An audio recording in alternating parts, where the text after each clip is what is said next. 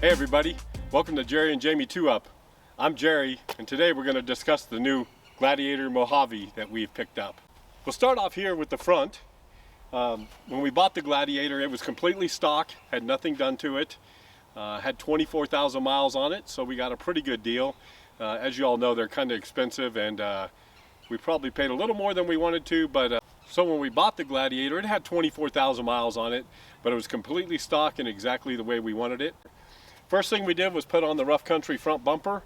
We really like this bumper for a couple of reasons. We wanted to make sure we could maintain the skid plate that Jeep has for the external reservoirs for the shocks. And I also wanted something that wasn't a long bumper. We were kind of limited in the models that we could have. So the rough country was sturdy enough. It's going to do everything that we needed to do, and it looks pretty good on the Jeep. We added the orange D-rings because it had black, of course. We just wanted to add that to it. And then the RC thimble. And we also added the Bulldog 9500 winch, which worked really good on the JK, so we're expecting the same thing here. As many of you know, the Mojave and the Rubicon are really closely related. The Rubicon's more for your rock crawlers. See Matt at Ozark Overland Adventures. He beats the heck out of his Gladiator, and it does a great job. We don't do that sort of thing for the most part. We do more of kind of the soft overlanding adventure light stuff that we like to talk about. So the Mojave has really good suspension, the dual Fox suspension, plus it allowed for it's very heavy up front. And when I say heavy duty, it's meant to go faster on kind of like desert roads, washboarded roads. So it's really built up pretty strong. It's about an inch and a half taller than the Rubicon. So when you start adding features to it, it gets pretty big pretty quick. We are not going to be lifting it at all. We did put a TerraFlex leveling kit on it, but that's it. I want to make sure we can maintain these shocks and keep all the suspension that we paid all that money for. One of the downsides for the Mojave compared to the Rubicon is there's not the electronic sway bar disconnect. After watching a bunch of people with those electronic sway bar disconnects, I don't know how disappointed I am, but unfortunately the Mojave does not have that. I did order the JKS quick disconnects, and I'll show you some pictures and some B-roll here of those. Still got to crawl and get underneath the Jeep, but it'll work out fine for us. Other than that, we've done nothing else to the front of the vehicle. I do love the way the hood looks on the Mojave. This little hood ram scoop thing means nothing. It's just there for aesthetics, but it does look pretty cool. So let's walk around to the other side of the vehicle.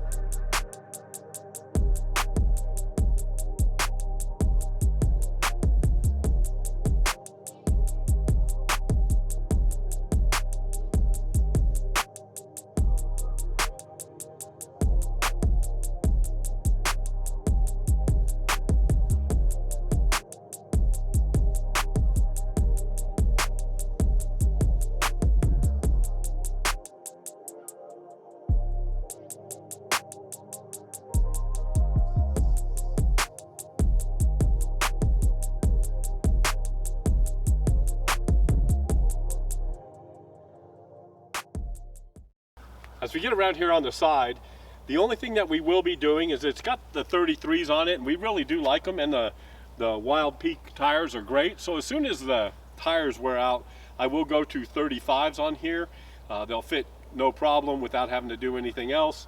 I am looking to put 35s on that will stay underneath the wheel wells. I know there's a couple of models out there. One of them is the Cooper STT Pro, I think. So I'll be looking at that. So if you guys have used those tires, leave a link down in the description or the comments and let me know how you like about them. Haven't heard anything about them. The only thing we've done to the side is absolutely nothing. It did come with these tinted windows the way they are, and they're very tinted, almost too tinted, so I'm not sure how long we're going to allow that to hang out, but for now they look okay. Again, you can see down below the suspension is what really sold us on the Mojave, and we're really happy to have that.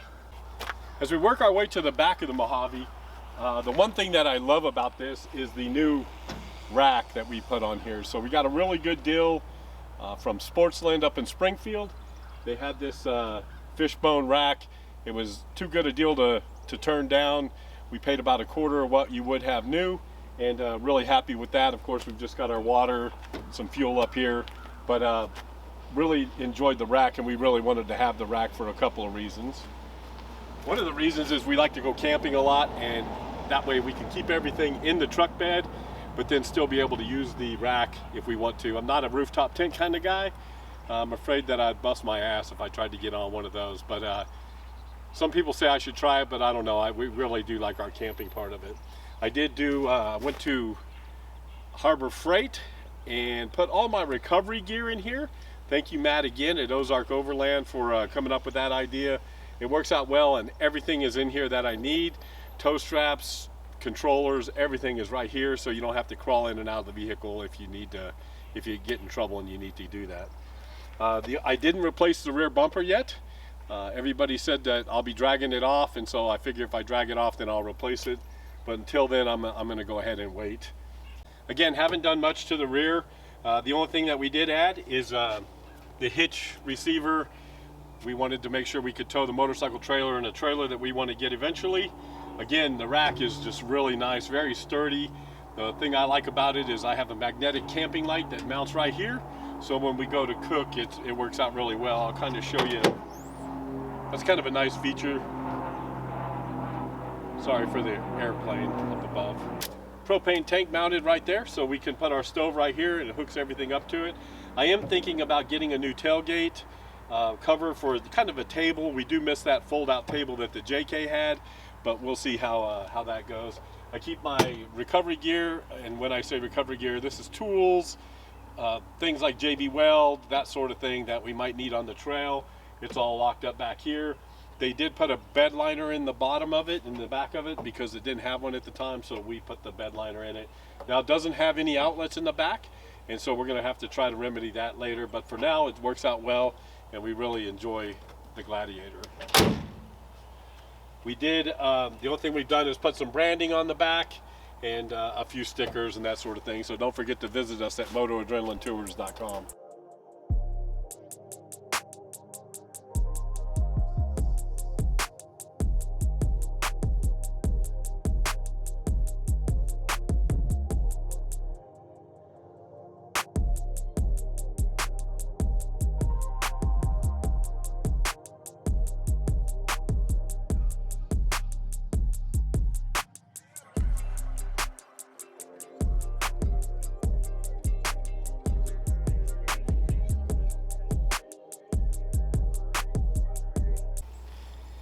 Hey everybody. Well, after the quick walk around, I just wanted to kind of talk about the Gladiator a little bit and why we decided to do it. The JK had about 140,000 miles on it, and it was starting to show a little wear and tear, and we were really getting tired. The biggest reason, to be honest with you, was just how compact it was and how we couldn't pack a lot of stuff. It was hard to pack everything in it. So we were looking for something a little bigger, and we also wanted to get a trailer eventually. And when we say trailer, just a small, either teardrop or something to pull the motorcycle with, which we already do. But we wanted something that would do that with a little more ease than the poor little two-door JK. So I will say the two-door JK was amazing. I have nothing but good things to say about that Jeep. It was fantastic, did us well. We beat the crap out of it pretty good, and it just kept on ticking. We never, knock on wood, had any issues, so it was fantastic.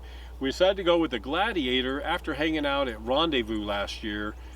Saw a lot of people had them, and I had never really seen them up close. And, the opportunity came where one of the guys, in fact one of the gentlemen who led the trail run, I forgot his name, sorry, he had a Gladiator, and boy, it just looked so cool. So the bug kind of got in my ear then, and we decided to start looking around. We did get a little shell-shocked. The price of them are pretty crazy, and especially the last couple of years, it's just, they're hard to come by, and if you can get them, they want a premium for them. So we were going to hold out for a used one, and I'm kind of glad we did. They gave us a great deal on the JK when we got this. We actually got this at Wood Ford in Carthage, Missouri, but we didn't really want black. I was really hoping to get the Gobi or the Sarge Green. Jamie didn't like the Sarge Green, so might have got vetoed there, but we wound up with the black. Unfortunately, the black shows everything, and of course, the first time we went out with it, we just did a video about the trip we did before Christmas. Got a little pinstriped, but again, hey, it's a Jeep, it's going to get pinstriped. I may look at some of the protectors on the side, but it just depends on how expensive they are and how much trouble they are. If you guys have used them, leave down in the comments what you think about them. I've seen the magnetic ones and they seem to work pretty well, but again, I've never used them on my vehicle. When we started talking, we got the vehicle. It had 24,000 or so miles on it. It had been used as a truck. It hadn't been off-road. So the only thing we did is, like I said in the film, we had them put the bed liner in it. We really like the Gladiator for a couple of reasons. It allows us to carry a whole bunch of stuff, which we couldn't carry before. And the last time we went camping, it was amazing how much stuff we had to leave behind because of the two-door JK.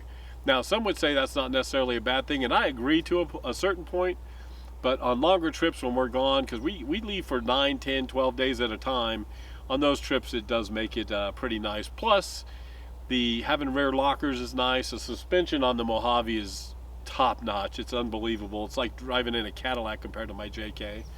So really happy with it so far. I will go to 35s eventually. Like I mentioned in the video earlier, I'm still trying to figure out exactly which 35s I want to go with, but these probably have another 15,000 miles on them, so I'm not in a hurry to do anything. A lot of people wonder if we're going to put a rooftop tent on it. At this time, I'm not going to. We use a Gazelle T4 for the most part, and man, that tent's fantastic. It allows me to put a nice blow-up mattress in there, and I don't know, after seeing some of the hassles I've seen people with rooftop tents have, and when I say that, folks, it's because I would probably buy a lower dollar one. I'm not going to go spend $4,000 on a rooftop tent. I'm sure those people who spend that kind of money in the clamshells and all that sort of thing, I'm sure they're extremely happy. I can spend $4,000 will fund a lot of trips, and I have no problem staying in a tent. So if I did get a rooftop tent, it'd be a lower dollar one, probably under $1,000. And as they say, you get what you pay for, and so I'm pretty happy with just hanging out with what I have. So I want to thank you guys. We're at 835 subscribers. I really appreciate it. Really want to get to 1,000 as quickly as possible. We're trying to get there. It's only taken us 2.5 years to get to where we're at today, but we're spending a little more time on it and being a little more serious, so we're hoping it goes quickly. You'll start seeing more videos on the Mojave. For the motorcycle folks out there, don't distress. We're going to have plenty of motorcycle stuff coming up too. It's just the weather this time of year, as you all know, is not very conducive to motorcycle riding. Today it's 65 degrees here in Bella Vista, so I decided to come to a local park that we have and do this quick video. But again, love the Gladiator. Would like to know what you all think. If you have a Gladiator, put in the comments some of the things you've done. So if you like what you see and you want more content like this, just ring that bell down below and do that stuff for us. We really do appreciate it. We'll be doing more stuff with the two of us involved.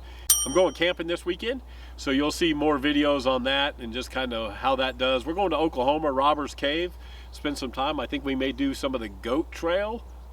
Never done it before, so we'll see how that is. I hear it's pretty mellow, but hey, anytime you can camp out with friends and be on dirt roads, it should be okay. So again, folks, thanks for tuning in. Really do appreciate it, and be safe out there. Take care, everybody. Bye.